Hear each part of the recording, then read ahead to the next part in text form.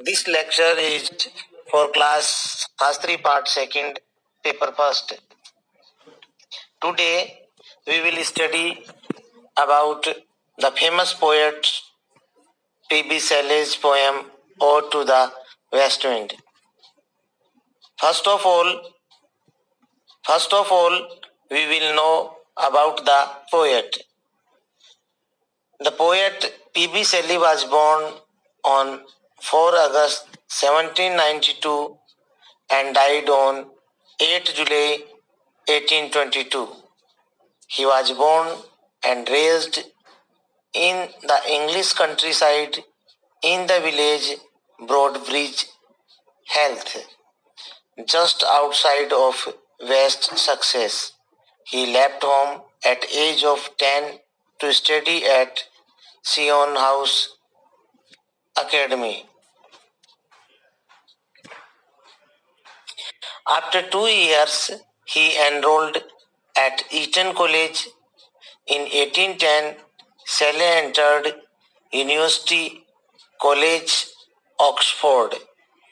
Due to social opposition in March 1818, Shelley decided to leave England. The last 4 years of his life, 1818 to 1822, were spent mainly in Italy in occasional converts. He was one of the major English Romantic poets, widely regarded as one of the greatest lyric and philosophical poets in English language. He became a key member of a close circle of visionary poets and writers that included Byron, Keats, Hunt, and Peacock. Shelley's conventional life and uncompromising idealism combined with his strong disapproving voice made him an authoritative and much denigrated figure during his life and afterwards. It is known that Mahatma Gandhi would often quote Shelley's The Masque of Anarchy, which has been called perhaps the first modern statement of the principle of non-violent resistance. He was popular as a social reformer and prophet. He was a revolutionary. He did not believe in the customs and conventions of the world. He was little interested in the past. His eyes were fixed on the future. He was one of the supreme poets of love. Because of him, love is a transcendental force kindling all things into beauty. He was a nature poet and wrote some poems under the influence of Wordsworth. Unlike Wordsworth, he looked upon nature as well, hiding its refulgence and whose reality is only illumined at intervals by its momentary visits. His poetry sometimes had only an underground Shelley in 1819 near Florence, Italy. It was originally published in today. Thus we can say that Shelley is the great poet of hope just as Wordsworth is of wisdom. Then we come on the poem. First of all, we know about the poem. The poem Ode to the West Wind is an ode which was written by P.B. Shelley in 1819 near Florence, Italy. It was originally published in 1820 by Charles as part of collection Prometheus Unbound, a lyrical drama in 4 acts with other poems. Some also believe that the poem was written in response to the loss of his son William in 1819. The ensuing pain influenced Shelley. Perhaps more than anything else, Shelley wanted to convey his message of reform and revolution, and the west wind becomes the trope of spreading the word of change through the poet prophet figure. Then we come on the detailed study of the poem. This poem is divided into 5 cantos. Here is the first stanza of first canto. O wild west wind, thou breath of autumn's being, thou from whose unseen presence the leaves dead are driven like ghosts from an enchanted fling.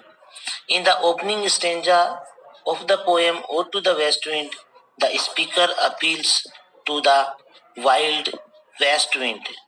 The use of capital letters for west and wind immediately suggests that he is speaking to the wind as though it were a person. He calls the wind the breath of autumn's being, thereby further personifying the wind and giving it the human quality of having breathed. He describes the wind as having unseen presence, which makes it seem as though he views the wind as a sort of god or spiritual being. The last line of this stanza specifically refers to the wind as a spiritual being that drives away death and ghost. Here is the second stanza of Canto First.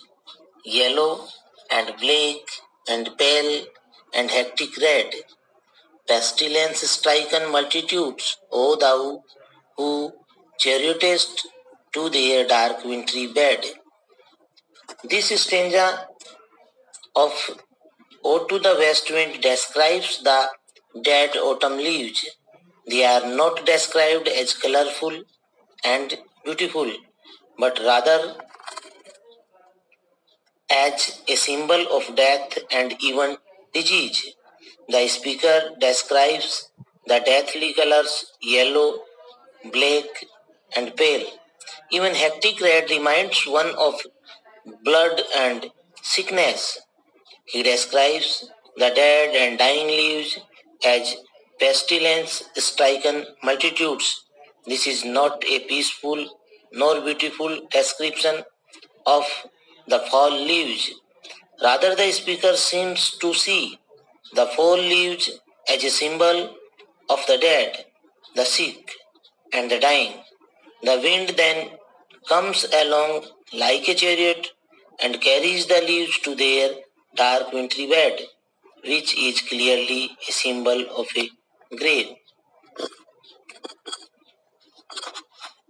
Then, like a chariot and carries the leaves to their dark wintry bed, which is clearly a symbol of a grave. Then we come on the stanza third of Canto First. The winged seeds where they lie cold and low, each like a corpse within its grave until thine azure sister of the spring shall blow. The speaker continues the metaphor of the leaves as the dead by explaining that the wind carries them and wind seeds to their graves where they lie cold and low. The poet then uses a simile to compare each leaf to a corpse within its grave. But then, part way through the second line, a shift occurs. The speaker says that each is like a corpse until the wind comes through, taking away the dead but bringing new life. The use of the word azure or blue to describe the wind is in sharp contrast to the colors used to describe the leaves. Here is the stanza fourth of Canto first. Her clarion over the dreaming earth and fill, driving sweet birds like flocks to feed in air, with living hue and odors plain and hill.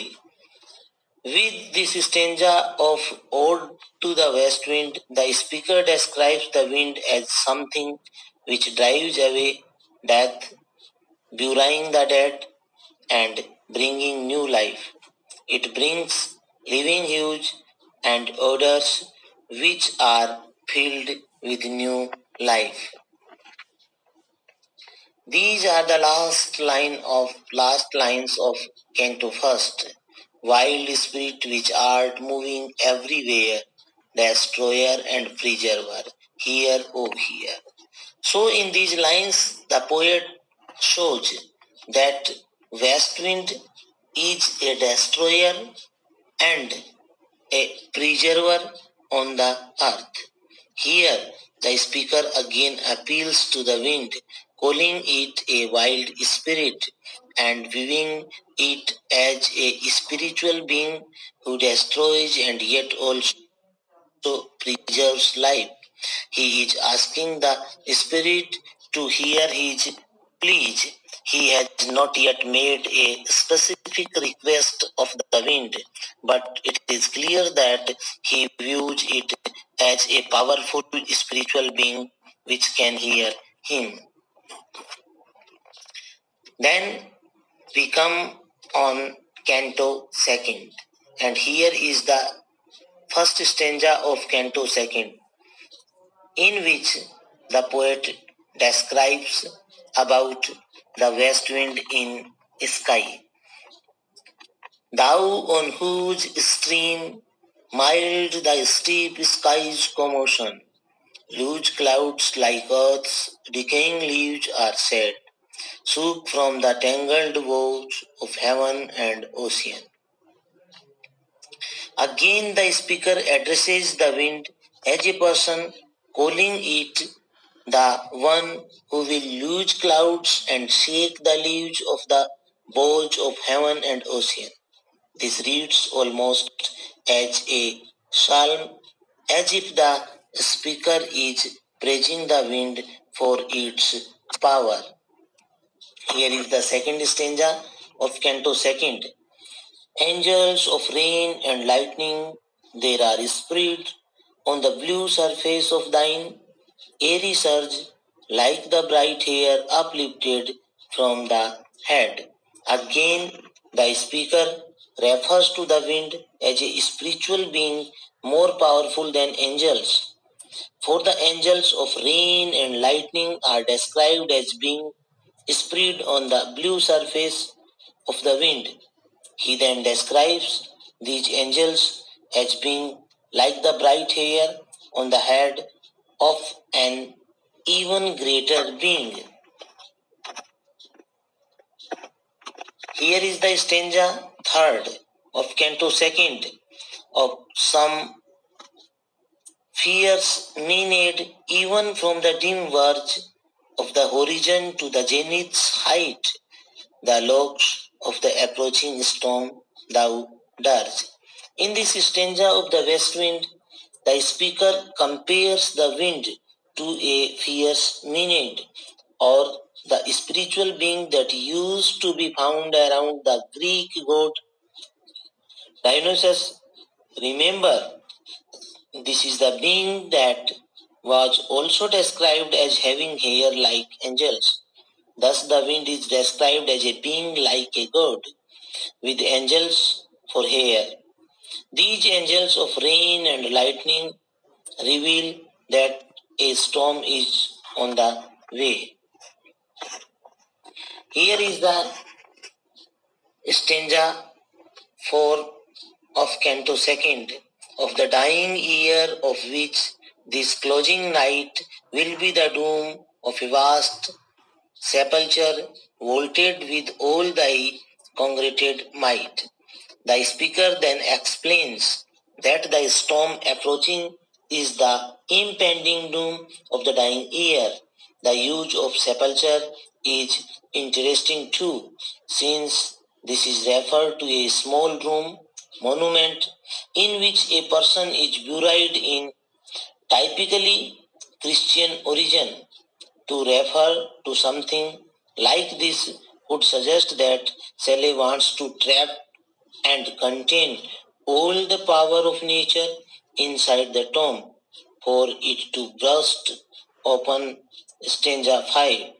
As well as this, a sepulchre is an isolating way of being buried, which could indicate Shelley wants to move away from all his miseries and be finally at one with nature. Here, these are the last lines of Canto 2nd of vapors from whose solid atmosphere black rain and fire and hell will burst. Oh, here. The speaker then describes the wind as the bringer of death. He has already described it as the destroyer. Here he describes it as one who brings black rain and fire and hell.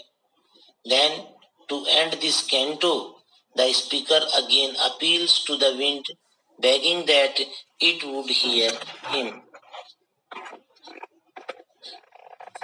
Then we come on canto 3rd and stanza 1st. Thou who didst waken from his summer dreams, the blue Mediterranean, where he lay lulled by the coil of his crystalline streams. In this canto, the poet describes the power of west wind in sea. To begin this canto, the speaker describes the wind as having woken up the Mediterranean Sea from a whole summer of peaceful rest. The sea here is also personified. Here is the second stanza of Canto 3rd. Beside a Punic isle in beige bay and saw in sleep old palaces and towers curing within the waves instead day. With this stanza of Ode to the West Wind, the speaker simply implies that the sea was dreaming of the old days and palaces and towers, and that he was querying at the memory of an inster day. This is the stanza 3rd of Canto 3rd. All overgrown with azure, moss and flowers, so sweet the sense faints picturing them, thou for whose birth the Atlantic's level powers. The speaker continues to describe the sea's dream as being of slower days when everything was overgrown with blue, moss, and flowers. Then he hints that something is about to change when he mentions to Atlantic's power. Then we come on the stanza 4 and 5 of Canto 3rd. Cleave themselves into chasm while the willow, the sea bloom, and the osier woods which wear the shapeless foliage of the ocean know. And here, these are the last two lines of Canto third. Thy voice and suddenly grow grey with fear and tremble and spoil themselves, O hear. This stanza of Ode to the West Wind is in reference to the sea's reaction to the power of the wind. At the first sign of the strong wind, the sea seems to cleave into chasm and grow grey with fear as they tremble at the power of the wind again. This stanza reflects a psalm in worship of a God so mighty that nature itself tremble in its sight.